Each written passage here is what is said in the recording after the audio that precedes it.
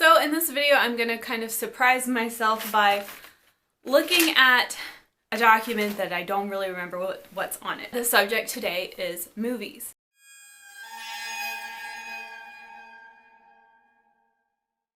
So we're gonna take a little walk down memory lane and go back to college. It was 2006. Somehow I made this friend. We'll call him Rick. Okay, we'll call him Rick. Somehow I befriended Rick. I believe it was over music. Probably had to do with a band shirt recognition. You know that moment.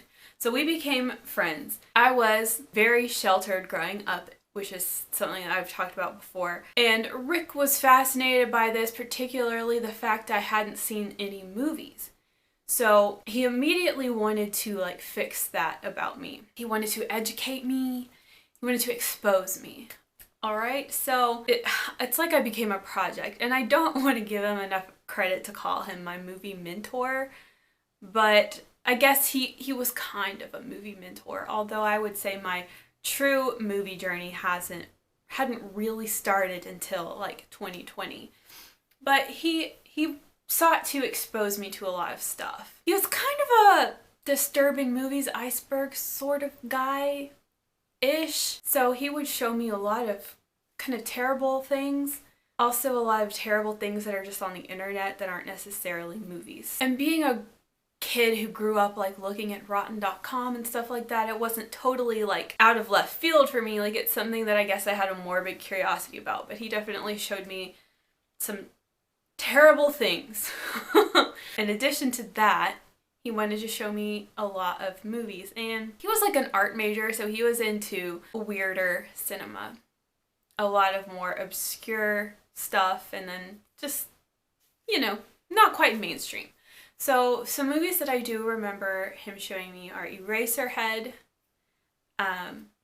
Crash, based on the J.G. Ballard book, Videodrome, and I wish I could remember more, but it was 2006, you guys. But yeah, I just spent a lot of time talking about media with him. A lot of the terrible things he would watch, he would just tell me about, and I wouldn't have to watch them. And then talked a lot about movies, things that he wanted me to see, and talked about things that we did end up seeing. But life is short, time passes by. Rick was a senior in college when I was a freshman in college, so he was gone after a while. But I guess I would say I had good memories. I don't know. I like Eraserhead, and I liked Videodrome. I don't know if I liked Crash, but I watched it. I really don't remember what else we watched, but anyway, so let's get to it. This is a list that we made together of things to watch together. And really, I'm just going to focus on his items because mine are so dumb. Mine are so dumb. I put Howl's Moving Castle on there. Anyway, so I'm going to just go through the items that he has selected for me on this list and talk about whether or not I have watched them, and it has been 15 years since this list was made. Hellraiser. I didn't watch it back then, but I have seen it since, and I love it. Evil Dead 1, 2, and 3. I've seen Evil Dead 1. Bubba Hotep. I never watched that. Oh, he made me watch Alien and Aliens, which I had never seen. See, he was trying to give me also just a standard basic education. So Alien 3 is on here. I think we watched that. The Fly. I still have never seen that. Videodrome. Yes. Blue Velvet. No, I still haven't seen it. I think there's a Blue Velvet quote in an Acid Bath song, though. Requiem for a Dream. Yes, I watched that. It's terribly sad. The Thing. Haven't seen it.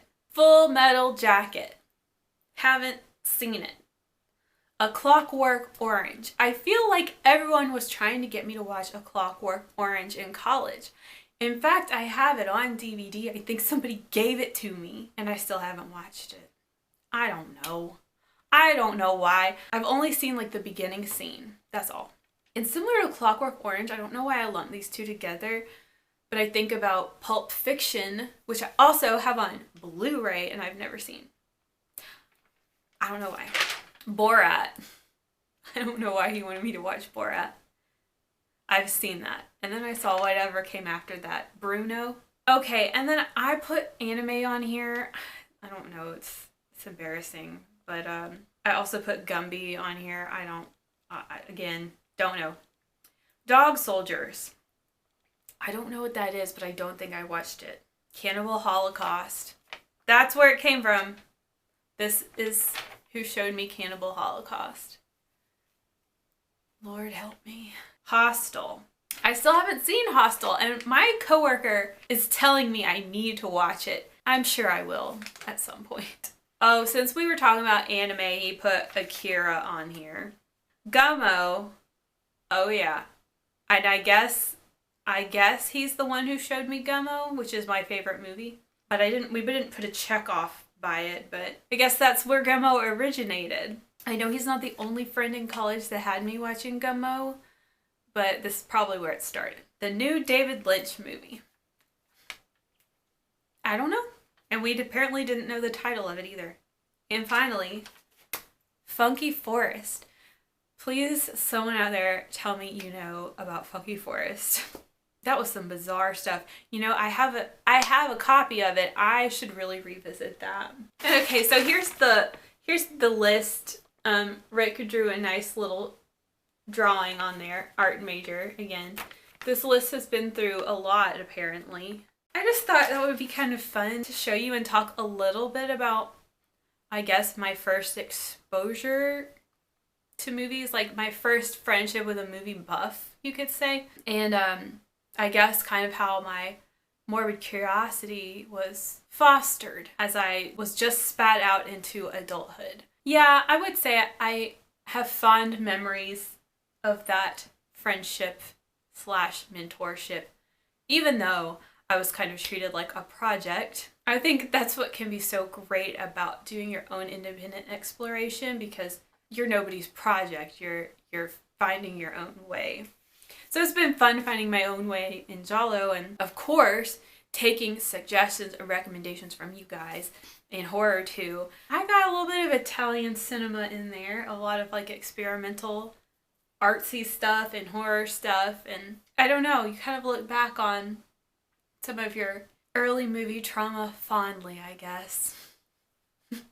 I loved Cannibal Holocaust at the time. I'm kind of like a sentimental person, so I like when I hold on to lists like that, like lists of bands that I wanted to listen to or anime that I wanted to watch, and then this is the list of movies I wanted to watch, and I don't know, I just think it's cute to hold on to stuff like that. Hope you enjoyed looking at this historical document with me. Let me know, did you have a person in your life that started to show you stuff or influence you or mentor you, if you want to use that word, when it comes to cinema? Well, that wraps up this video. See you soon.